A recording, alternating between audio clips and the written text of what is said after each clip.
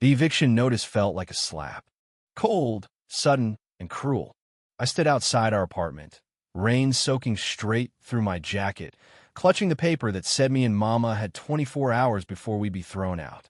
I was working 3 jobs, barely sleeping, doing everything I could, but it was never enough.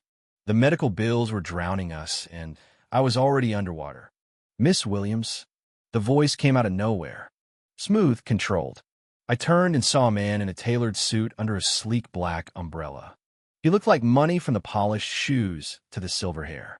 "I am Robert Hayes, attorney for the Morrison estate."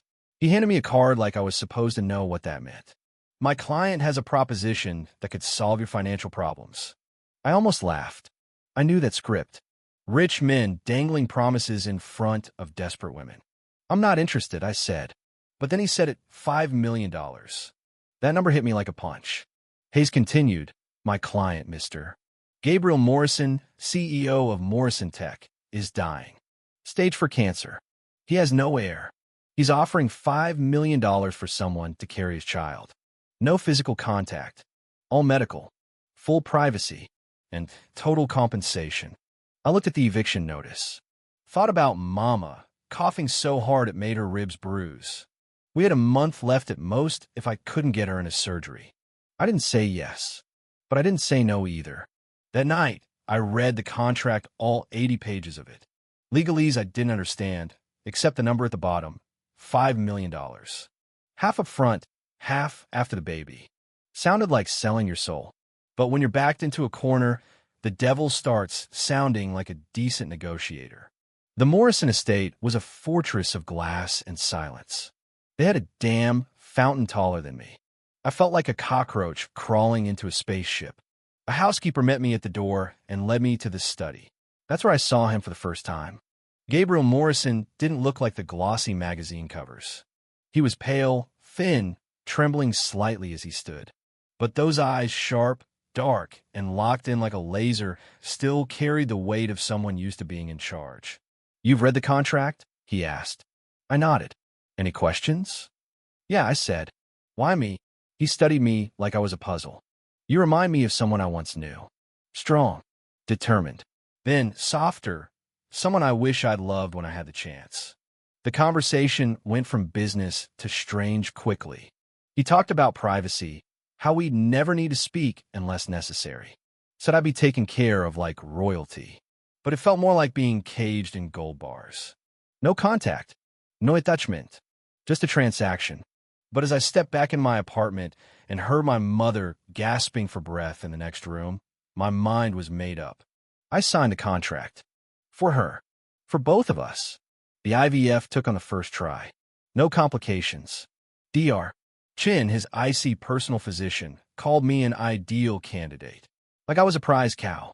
Gabriel nodded when she gave him the news. No congratulations. No smile. Just good. That's the first phase done. For weeks, we didn't speak. I saw him sometimes through windows, pale and coughing into blood-stained handkerchiefs.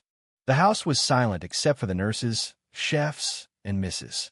Rodriguez, who brought me tea and gently warned, "He's more human than he lets on." It wasn't until I found him doubled over in the garden, coughing so hard he nearly collapsed, that I stepped in. "Let me help you," I said. And for a second, he let me. Leaned on me like he forgot he didn't have to do everything alone. After that, things shifted. He started leaving small gestures, my favorite tea stocked in the kitchen, flowers in my room, textbooks from the education program I never got to finish. I'd mentioned it once in passing. He remembered. Late one night, I couldn't sleep and wandered into the library. Found him at his desk, hunched and worn, staring at a screen. "You okay?" I asked. "No," he said honestly, "but I'm trying." That night turned into really talking. About his mother, who died of diabetes because she couldn't afford insulin. About how he built Morrison Tech from a pawn shop laptop. About how he never wanted to end up alone, but here he was, in a mansion with 30 rooms and no one to share them with.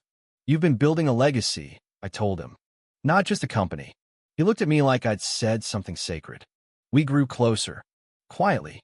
Slowly. He started saying "our child" instead of "the heir." And when we heard our daughter's heartbeat for the first time, he cried. Not silently either. Just sobbed like he'd been waiting his whole life to hear it. He gave me a necklace his mother had left him, said it was meant for the woman who gave him a family.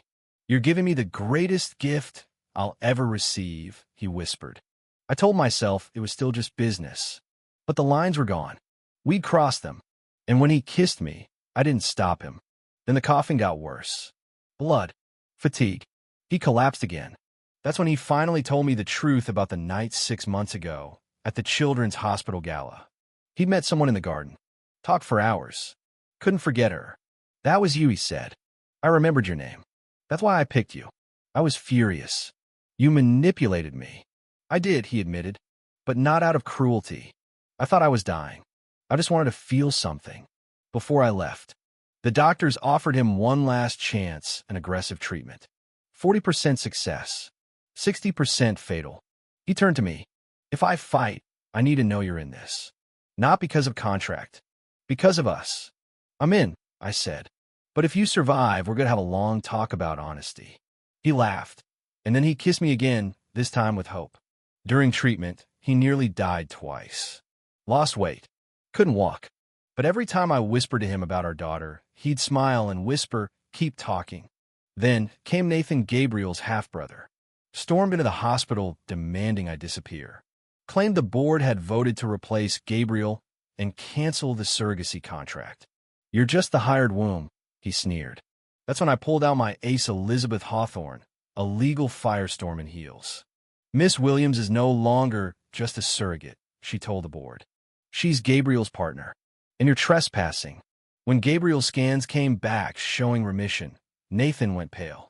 Charges of fraud, embezzlement, and a whole pile of lawsuits buried him alive. 6 months later, our daughter Isabella was born. Early, healthy, perfect, with Gabriel's eyes and a tiny scowl like mine. We got married in a tiny hospital chapel. No fotographers, just vows, truth, and our sleeping daughter cradled in his arms. Now we live in a smaller home, warm, messy, filled with laughter. Gabriel stepped away from the company. He's focused on bedtime stories, diaper duty, and weekly date nights where we talk about everything except cancer. One night, he brought me adoption papers. I want you to be her legal mom, not just the woman who carried her, the woman who raised her, loved her. I signed without blinking. We'll tell Isabella everything one day, the contract, the lies, the truth, and the love that bloomed anyway. Because in the end, as Gabriel once said, beautiful things can grow from the darkest soil.